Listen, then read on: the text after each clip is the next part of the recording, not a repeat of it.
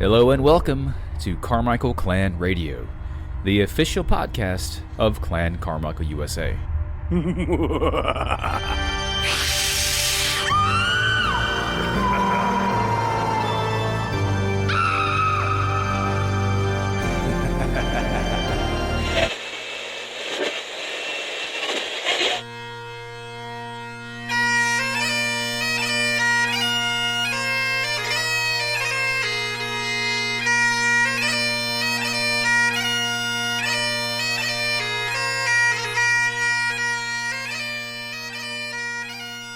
Welcome back to episode 20 of Carmichael Clan Radio. I'm your host, Scott Carmichael. It's the spookiest season of the year, and as we approach Halloween, I wanted to learn more about Scotland's haunted past. With that goal in mind, it seemed that there was no better person to talk to than the co-host of the Generally Spooky History podcast, Eilidh MacRae. Eilidh and her husband, Kieran, are the hosts of the Generally Spooky History podcast, where they deliver a spooky Scottish tale each week. As their website says, if you're passionate about history and love a good tale, then their podcast is for you. That sounds just like us, so I was excited to have Eilidh join me for a talk. In this episode, we review a few theories about why Scotland might have such a haunted past. Eilidh serves up several eerie stories of hauntings and spirits, and we dare to talk about the terrifying Nuckelavee, the horse-like demon of Orcadian folklore, plus much more. To learn more about Scotland's haunted history, check out the Generally Spooky History podcast by following the links below. As always, a few things before we begin.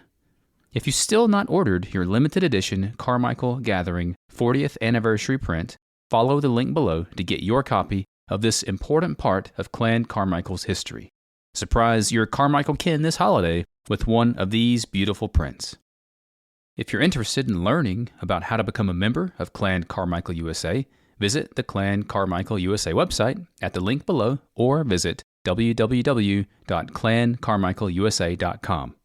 If you've not become a member yet, we hope you'll consider joining and becoming part of one of the best clans today. And now, let's get to the show.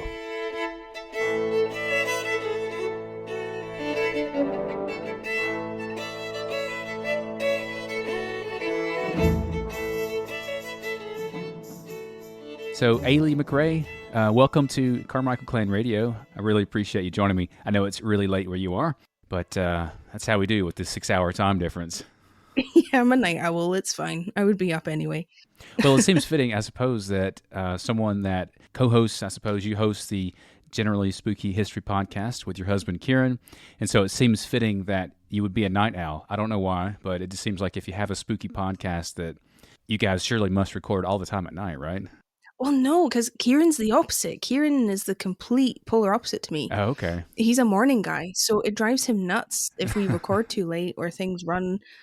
I'm just up by myself. He has to be up early. So, yeah, not what you'd expect. He's a bit of a baby if it gets too late at night. Hopefully he won't listen. Oh, he knows. Don't worry about it.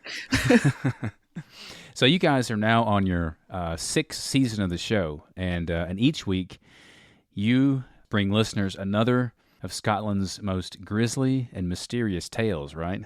Yes, that is exactly what we do. And you said it very, very well. I tried.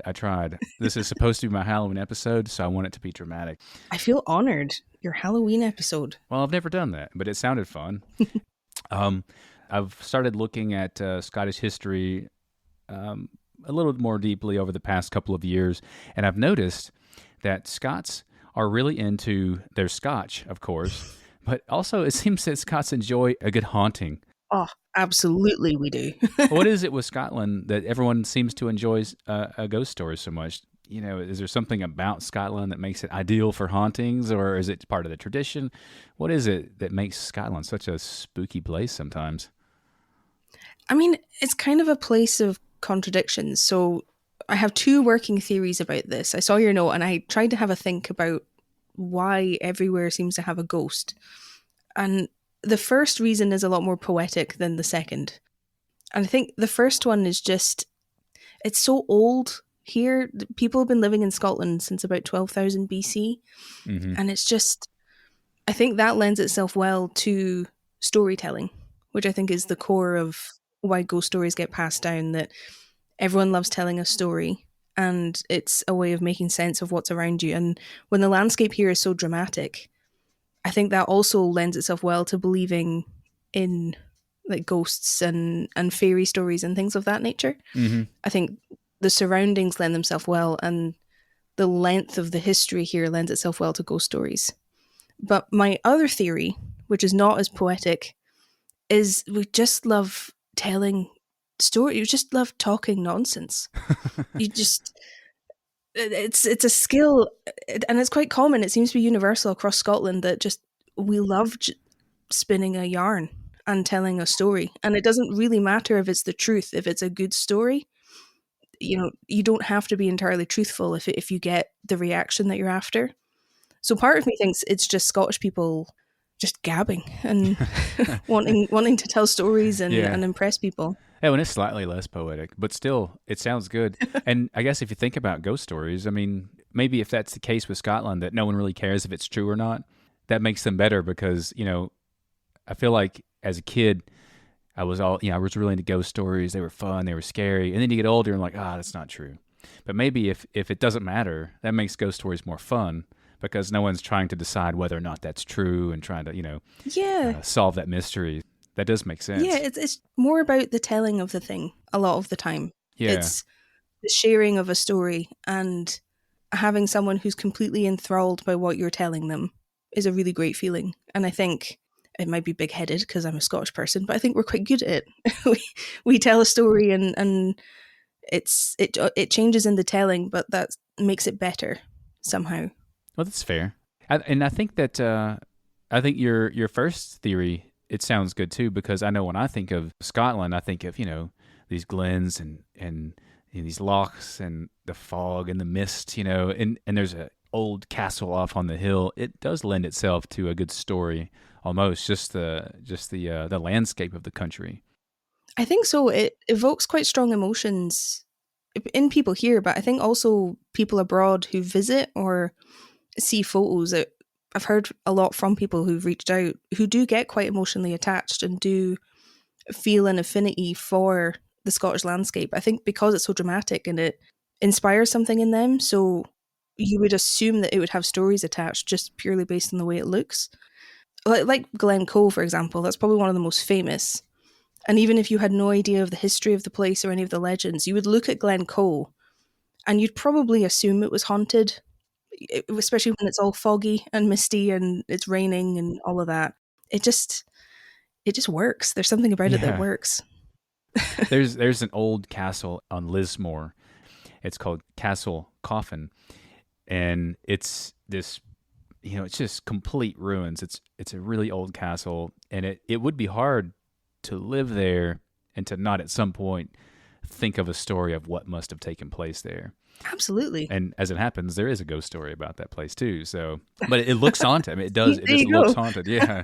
So it's a scary looking, ruins there. Another thing I was reading when I was looking at the ghost stories that are prevalent in Scotland, and this may be something that you have no idea what the answer might be, but why does everyone seem to get murdered in the green room? I wonder if is there something about the color green? Because I saw several things about the green room and something about a lady in a green dress and something. It always seemed that when there was a color involved, it was green. Do you know any significance about the color green? Well, see, I don't know about a green room. Mm-hmm. Nothing comes to mind of there being stories attached to a green room specifically. Mm-hmm. But green ladies, you come across them everywhere, all the time. And I'm not really sure. I don't know about the significance behind the color. And it seems to change from place to place. Like Stirling, I'm pretty sure, has a pink lady. And I've never come across that anywhere else. A lot of other places have a grey lady or a white lady. A blue lady. We've had that on the podcast before. So I'm not really sure. I don't know if it's just something to make this castle's ghost unique. Okay. That she's the green lady. I've just finished putting together the script for our latest episode that's coming out, and it seemed to be the significance of this ghost being a green lady was because she was in a green dress, and that's what she was known for, that's what she wore. But it changes from story to story. It doesn't seem to be consistent. I'm not really sure why they're all green or why they all get murdered in the green room. Yeah, I caught that. I saw that pattern, and I thought, wow, never going into the green room. It never ends well. I hate to tell you, but your office is green, my guy. Oh, yeah. Gee. We'll not call it the green room. Wow, not aware of my surroundings here. So, can you tell me, maybe one of your favorite stories that you've covered on your podcast? Is there one that maybe really stuck with you as being that extra level of spooky? Oh yeah, absolutely. I put a couple together that I thought you might like because of the Carmichael connection. Yeah. They don't feature explicitly in the story, but this first one happened in Lark Hall, which is in Lanarkshire, which is sort of Carmichael land, roughly. And it's the Black Lady of Lark Hall. So we have a Black Lady this time, and it's one of the spookier stories that we've told on the podcast. It was one of our early ones, but something about it really stuck with me, and I don't really know why it's lingered in my head for so long. It's always given me the heebie-jeebies. But basically, there was this big house called Broom Hill in the area near Lark Hall, and in the 1800s, a man called Captain McNeill Hamilton, he returned after fighting in the Boer War, and his family were happy to see him. He was well-to-do. He had a wife and kids, but he came back with another woman, and she was just going to be living in the house now. Okay. And her name was Sita Perdine. She was from Sri Lanka, and they had met in South Africa, and he brought her back with him.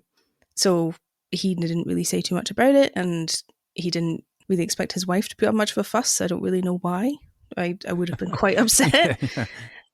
But basically, the way that it happened, Sita was really unhappy in Lark Hall because she was never fully accepted. She was just expected to work in the house, but the world that she had grown up in was so wildly different to outside Glasgow that she struggled to fit in. And the rumor went round that the captain refused to let her leave the house because she didn't understand the customs, and he was worried about being embarrassed because he had a reputation to uphold.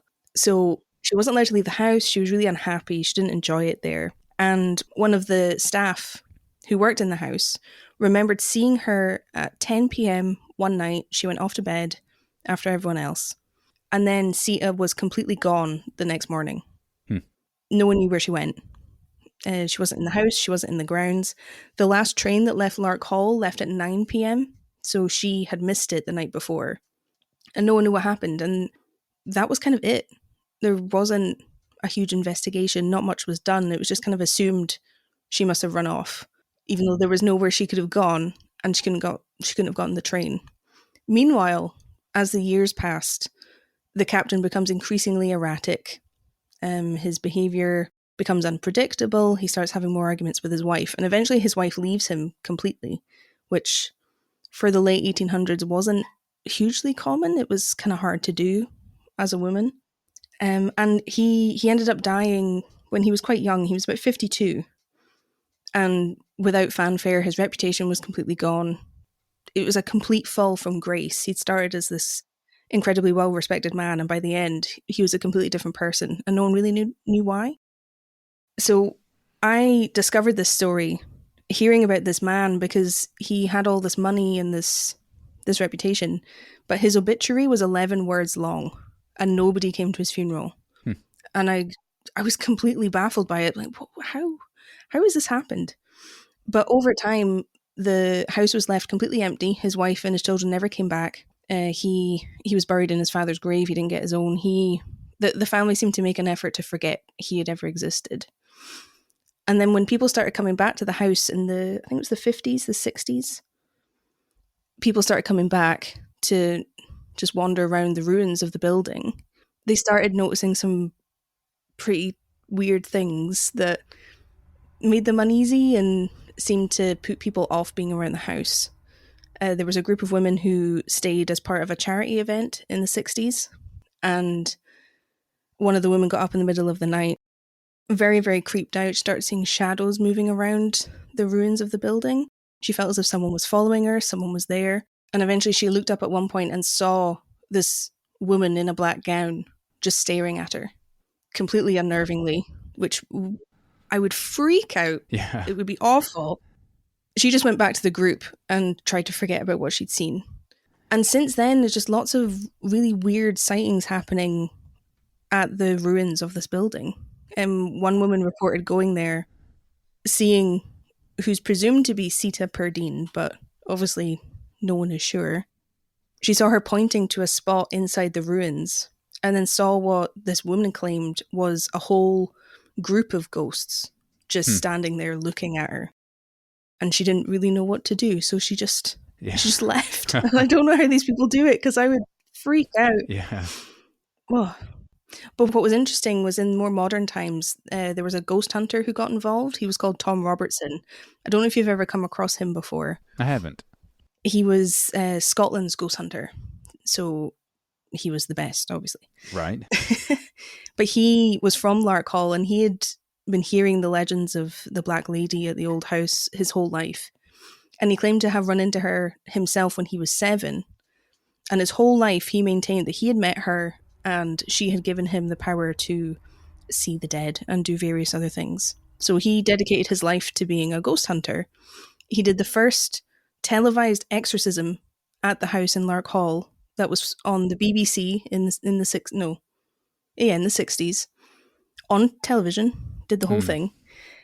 And he was utterly convinced that this was the ghost of Sita and she was entirely evil, that she was out to cause harm. And he suffered quite a bad accident at a local hotel where the lintel of a door fell on him and broke his back. And he maintained for his whole life that she had done that to him and she was to blame. But I don't know, the view of the locals from what I saw when I was doing my research seems to be just sort of let it be. Like, don't just leave it alone. You don't have to be there. You don't have to be looking at it. Just whatever's there, let it go about its business. Because, what are you going to do? Yeah. It was such an interesting story. There was lots of coincidences with the woman, Helen Sykes, whose research I read. She was looking into the story because her grandmother was the member of staff who saw Sita the night that she went missing. Okay. So she was always quite entranced by the story that her grandmother had told her. And then when she looked back, she started discovering there were women in the house who had the same name as her, who were also called Helen Sykes, who had the same name of husband that she had. And there was something about it. It was just fascinating. Yeah. And because it was never resolved. That always, it itches my brain and I can't get rid of it if there's no resolution. So it's just stuck in there. Yeah. Do you know of any more recent sightings of the Black Lady at Larkhall? Like, are they mostly in the 60s and 70s, or are there any that are recent? As far as I know, it's not as common in the modern day. A lot of people report strange things happening at the local pub in Larkhall rather than the building, because the building itself is a ruin now, so it's privately owned. So you're not allowed to go and visit and do whatever. So I think that's part of the reason that people can't go. It's not safe. But I do wonder if because of that, people have started like telling stories about the pub because that's as close as they can get. Yeah. Or, you're having a few, so you see what you see. Maybe if the Black Lady of Larkhall was out to do harm to people, and no one came to the ruins anymore, I guess she might have to go to the pub to find some people. Well, see, and if I was her and I hadn't been allowed to leave the house, I feel like that's the first place I'd go. It might be. So that's a legit theory also. Yeah. Well, that's interesting though, huh? So Tom Robinson claimed that he gained his ability to see the dead from the Black Lady. Yeah, he's quite a fascinating guy. He claimed that he had this encounter and that changed the trajectory of his whole life. We talked about him in another episode that we did called The Lochmaben Vampire. Okay. Because he claimed that he had encountered a vampire that lived in and around Lochmaben, which is a small village. And he kept talking about the Black Lady in reference to his ability to see these creatures. I can't remember the exact circumstances, but he ended up with this little crystal stuck in his hand since he was really young. And it was a little like perfect cube crystal thing Hmm. that he always had stuck in his finger, and he was convinced that she had done this to him. And then he died in 2019, and not long before he died, the crystal fell out, just out of his hand. And his theory in the article that I read about him was that he just didn't need it anymore. She had decided that he wasn't going to need it to commune with spirits or creatures, so he was going to enjoy peace, and he just didn't have it anymore. That was wild. It is. Is he pretty well known in Scotland? Tom Robinson has the Not really. No, he's Tom Robertson. Okay. He's not someone I ever came across. Maybe he was a little bit before my time. He was a young man on TV in the 60s, but he claimed that the man that tutored him and taught him everything he knew had been tutored by Harry Houdini, the illusionist. Mm-hmm. That was his pedigree of how he had come down as I don't even know if an exorcist, a medium. I'm not sure exactly how he referred to himself.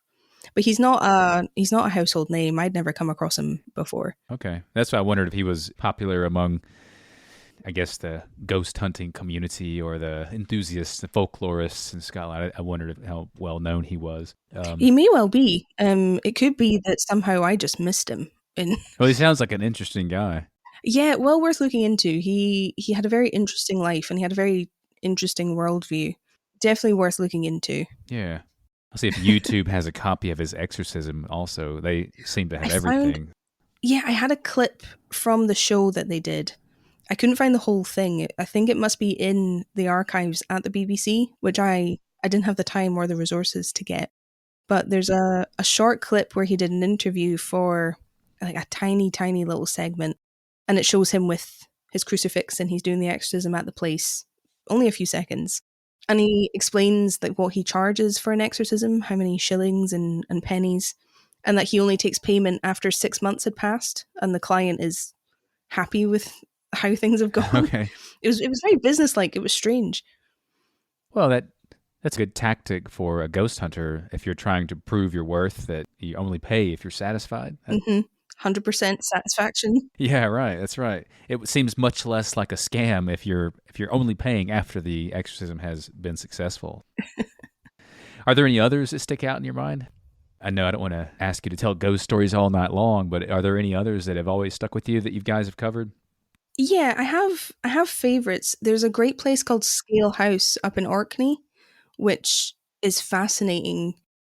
Partly because of the ghost stories associated with the house, but the house is basically on the doorstep of Skara Brae. I don't know if you've heard of that before. I haven't. Up in Orkney, it's a like prehistoric settlement where people used to be that they've uncovered, and it's in really good condition, and it shows just these ancient homes where people used to live, and you can see the layout, you can see the hearth. It's incredible. So you have that, and right next door is Scale House, which is just, it's such a meeting of two worlds. I just found it fascinating. But what caught my attention with Scale House was that there was a wedding happening there a few years ago, and the wedding photographer was doing her thing, taking photos of the venue and going around the whole place. And she took this photo from the front of the house, and two in short succession, one after the other. And in the second one, there's a figure when no one was in the building. And she was completely rattled. And we talk about it a lot in the podcast, but I'm always more intrigued when people take things by accident. So she was there to photograph a wedding. I tend to believe things like that more. And the photo is quite unsettling. It's definitely figure shaped in the window. There's a silhouette. So I found that really creepy. There's lots of stories of footsteps and breathing like cigarette smoke and things in that house. And because it's so old, the site next door, my imagination ran wild with that one. I thought it was really creepy. Well, and that kind of goes back to that initial question also about how Scotland is, such a place for hauntings and ghost stories just because of its age. You see these old structures and you can't help but think that something must have happened there at some point, or there must be some spirit that lives there still. Yeah, or just the compression of time that you see people who were living there thousands of years before you were, and it's sometimes kind of startling to see the similarities between how they lived and how you lived. So I think you start imagining what their lives must be like, and then I think to some extent for some people. It kind of snowballs into you imagining if they were still there, what would their life be like? And because you can see it in front of you, it's very easy to imagine things.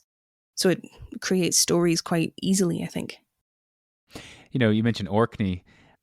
I was looking through some of the Scottish folklore, these, characters and beasts and stuff that roam in the wild. And one that I came across a couple times was the Nuckelavee. Are you familiar with this one? I was so glad that you sent that to me, because that's one of my favorite folklore creatures of all time.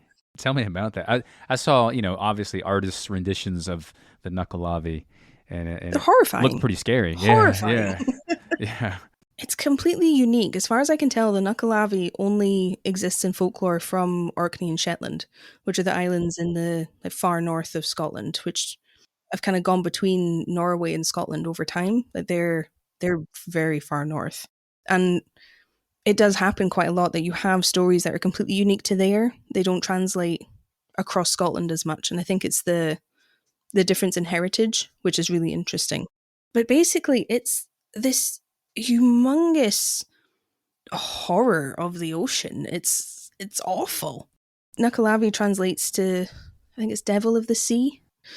It's a giant horse-like creature.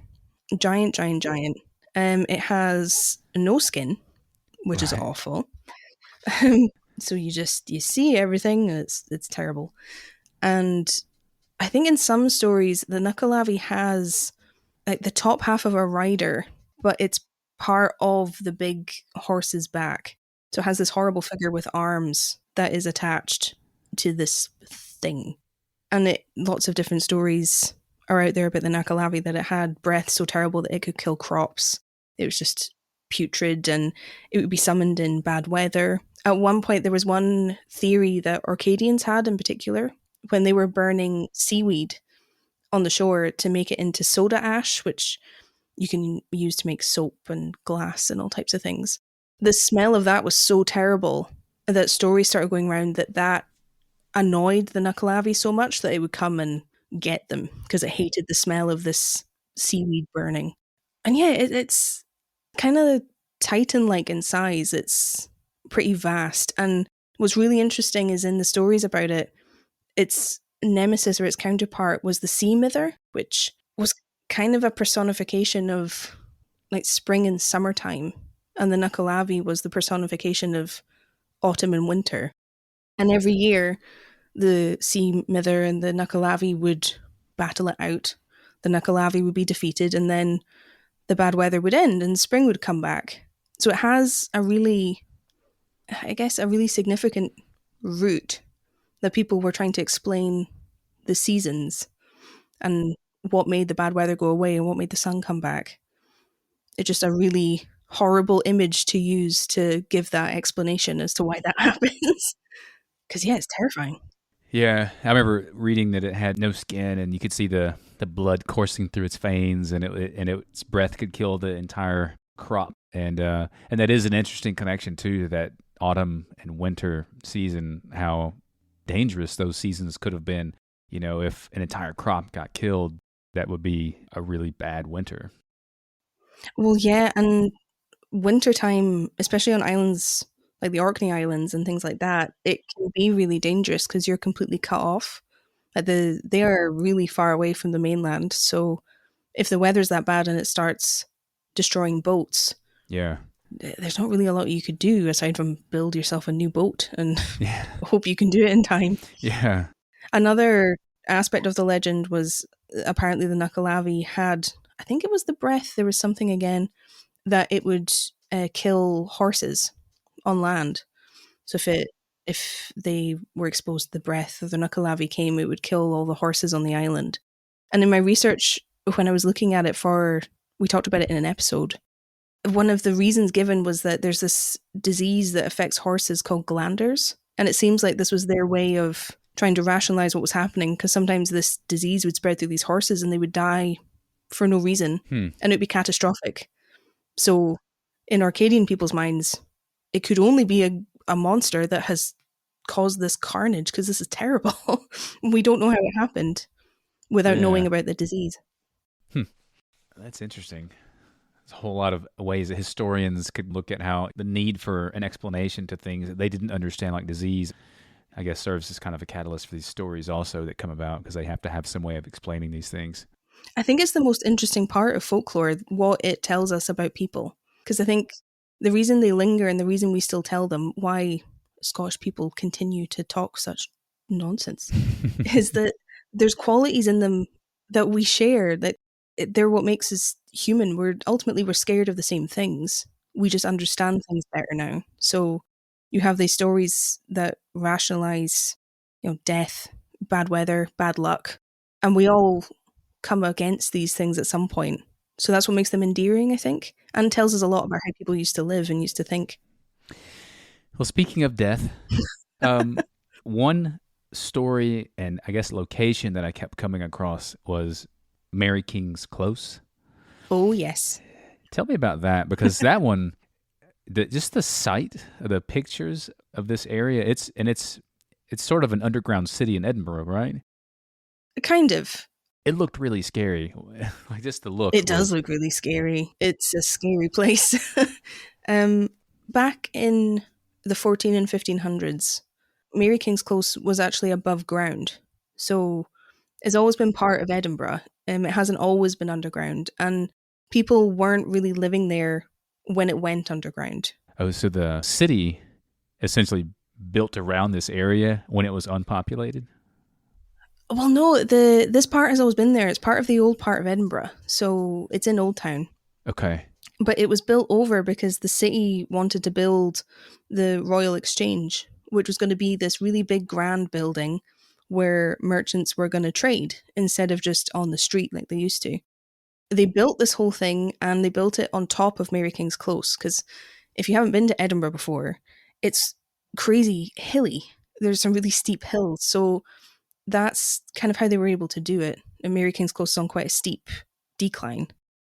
So they just built the Royal Exchange on top of it because people weren't really living there. And the merchants didn't want to use the Royal Exchange, so it was kind of a waste of time. They ended up making it the city chambers instead. But ultimately, it ended up being underground. And the last person moved out in 1902 because Andrew Chesney, he just didn't want to leave. It was his home. But people gradually got bought out of their property because the city didn't want them living there. Oh, okay. It wasn't safe. But yeah, it used to be above ground, which is strange to think of now because of the way it looks, that it has this really creepy atmosphere. It's very dark. But it used to be open to the sky. The buildings were a lot bigger, the multiple stories. Yeah, it has kind of these stone staircases and there's stones on either side and it just looks like the last place you want to go. Yeah. What is it about? Because I saw it on several lists as the most haunted place in Scotland. It definitely has that reputation, for sure. Okay. In part because people have been seeing strange things down in Mary King's Close since about the 1600s. Okay. It's not just a modern phenomenon. It's been that way for a long time. I think in the 1600s, or the 1500s even, it was a lot to do with the Nor Loch that used to be there. So where Princess Street Gardens is now used to be water. There was a loch. And it was that Mary King's Close ran down towards the loch and got quite close to it. But this loch was so awful and polluted and just nasty that it produced biogas, marsh gas. Oh. So this gas made its way into Mary King's Close, and people reckon that that's why they were reporting seeing figures and lights, because marsh gas can do that. It's luminous. Oh, okay. It makes lights. So people back in the 1600s are looking at this going, I don't know what that could be. It must be a spirit. And then I think moving more into the modern day, I think it's a place that lends itself well to a haunting because there were people living there during the plague in the mid 1600s. There's a common misconception that they were bricked up in there and left, and that's not true. That didn't happen. Okay. People they were quarantined in there so that they weren't infecting other people, but they were in the close, and if you go to visit, they show you some of the places where they were living, and they talk to you a bit about what it would have been like during the plague down there.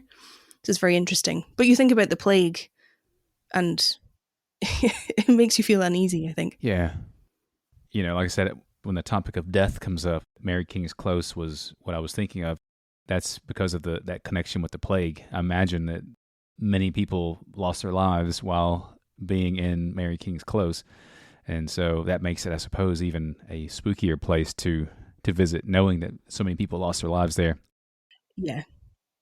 It's very winding. I've been a couple times, I think, and Kieran's been. Um, it's like a lot of Edinburgh.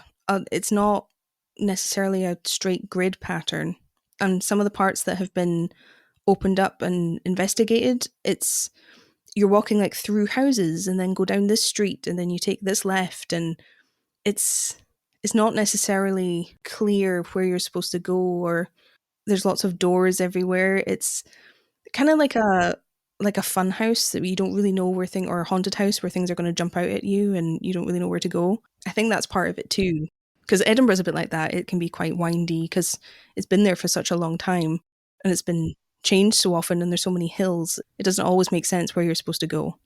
So the fact that this is also underground, it turns it into something kind of from a horror movie. Yeah, that all the windy little pathways and doors that are, mysterious doors. That sounds a lot like that's how Dracula's castle was in Transylvania. Exactly, it's a lot like that. Kind of a maze. So tell me about how listeners can learn more about you and Kieran and how they can follow what you're doing over at Generally Spooky History. Can you want to tell me just a few of the shows you guys have had this season so far? Sure. We had a great one for our first episode of the season, and Kieran will kill me, but I bring it up any chance I get, because we got to go and visit the place we were talking about, which is always really fun. So we went out to Pool U, which is on the west coast, in the Highlands, to visit Pool House, which is an old mansion house. It's been there a long time, and we got to take a tour, and Liz was wonderful. She took us around. It was her spooky tour that she does every Thursday. And I'm pretty sure her family own the house and she's super passionate about it. We got to take this tour of just the most amazing place. It has a really incredible history associated with Clan Mackenzie, who were pretty prominent in that area in the north. So we learned all about Clan Mackenzie, but the house itself is full of antiques, and it's such an incredible collection. They have this really creepy room filled with children's toys, like vintage ones from the 1800s. That is creepy. And it's absolutely packed. Every shelf, the whole bed is covered in these porcelain dolls. And it was fascinating, but it was awful. Yeah. I did not like being in there. But the house has a connection to the captain of the Titanic through the family who own it.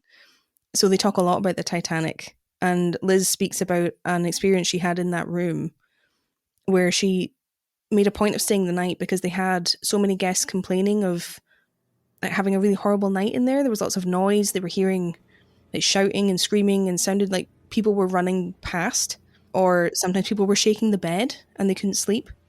So Liz decided she would stay in that room to try and figure out why are all these guests complaining.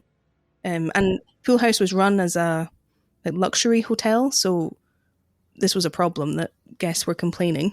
It was quite well to do when it was run as a hotel. So she stayed in the room that night and she experienced the same things. She heard lots of running, lots of shouting, and just an absolute racket outside that when she looked into the hall to check, there was no reason for it being there. No lights were on, nothing. And later she was speaking to, it was just a workman who was doing work in the house who came into the room, and he was so, I guess, moved by how he felt in there. He sent a photo to his daughter, who, according to him, his daughter has second sight for these things, that she could get a feeling from a place just by seeing it as to what might be happening there spiritually. And her theory was that all of the connections, because through the whole house, they have all of these artifacts and replicas of things that were on the Titanic. And her suggestion was that with all of these artifacts that are in the house, it's kind of acting like a lighthouse to spirits of the Titanic. And so what Liz was hearing when she was in the room at night was what happened the night the ship sank. So she's hearing the running, the boat's moving because of the water that's filling the cabin.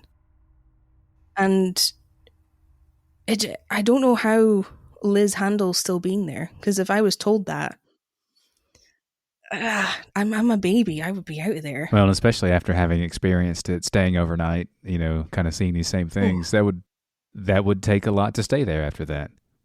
But that is super spooky. I mean, that's how all these artifacts have found their way back to the house, and so that it's drawing all these spirits back.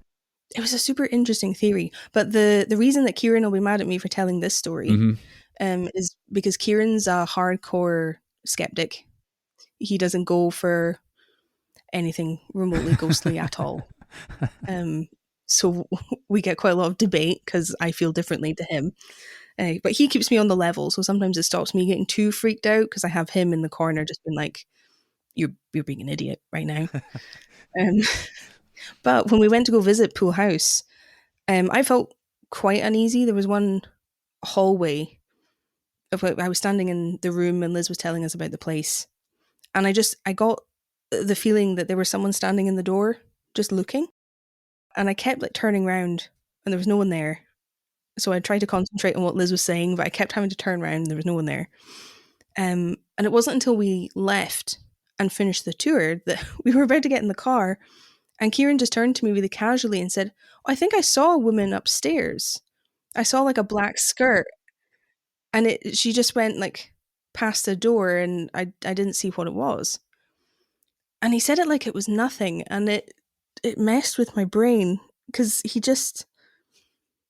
couldn't explain what he'd seen, but he saw this woman in the same place that I had felt a bit weird about whatever was behind me. And yeah, he just saw a woman's fancy black skirt just go past one of the hallways. And now he's mad because I tell everyone he's seen a ghost. So he has a reputation to uphold. He does, and he's absolutely spoiled it by telling me what he saw. That's funny. And so that's episode 1. Yeah. Just really creeped me out. But yeah, so Eilidh, I really appreciate you joining me on Carmichael Clan Radio today. I'll post links for all the listeners to find you and Kieran at Generally Spooky History Podcast. Great. And I really appreciate it. Hope you guys have a good Halloween. Oh, I'm sure we will. It's quite funny actually. My birthday is just a couple days before Halloween, so even before we had the podcast, it was always it's my favorite time of the year because it's my birthday. But now we have even more reason to celebrate. Well, and just thought of this too. You guys do seasons. Do you do the seasons specific times of the year, or is it just when you have enough episodes you release a season? How does that work? Generally, we have seasons that are 10 episodes long, although some of the episodes have multiple parts because I have no self-control. So they go on and on and on. We have 10 episodes, and usually we release 2 a year, one in spring and one over Halloween, roughly. Okay. Sometimes we've released a couple of mini seasons in between that are shorter. We have one on Scottish fairies, which is folklore based, and that's 5. But yeah, I give myself some time to catch up, and then I throw myself back in again. Yeah, well, cool. And you guys are on social media also? Yeah. I'm running the Instagram, and it's just Generally Spooky History. We're on TikTok, and I think it's Generally Spooky History Pod.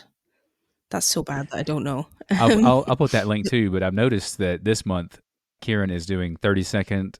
Is it 30-second or 60-second? 60-second summaries of these episodes, which has been fun. 60 seconds. Yeah, I've enjoyed those. He was such a trooper because recall's not his strong suit, and I had the idea and he went along with it for me, and I was so appreciative because he cracks me up, and I wish I could say that him forgetting which day he was on was a bit, but it's not. He just... Well, they have been entertaining, and for the listeners who don't know what we're talking about, Kieran receives a surprise topic to summarize in 60 seconds. And so... Well, of an episode that he was there for and a story that he has heard before, but his recall is so shocking that it's like it's new to him. And He has to go back in the vault of his mind and try and bring it back to the fore. Well, and that should be said also that you guys have lots of fun on your show. Yes, we do. Well, Ian, thanks so much for joining me, and you guys have a very spooky Halloween. Yeah, you too. Enjoy having your first Halloween episode. Get in the spirit and enjoy it.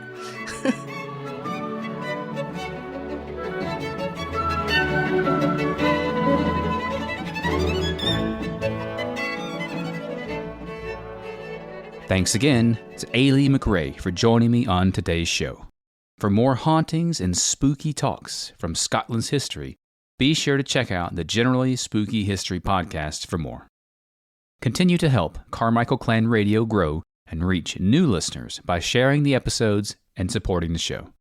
You can subscribe on Apple Podcasts, Spotify, Google Podcasts, or subscribe to the Clan Carmichael USA Substack page at clancarmichael.substack.com. By subscribing to the Substack page, each time I release a new episode or essay, you'll find it right in your inbox. So be sure to get signed up to receive all the latest from Clan Carmichael. And finally, if you like what we're doing, please leave a 5-star rating on Spotify or Apple Podcasts, or leave some feedback in the comments section on Substack. Your reviews help to promote the show and make it easier for others to find us. And it lets me know that you're enjoying the shows. So until next time, toujours prêt. See you soon.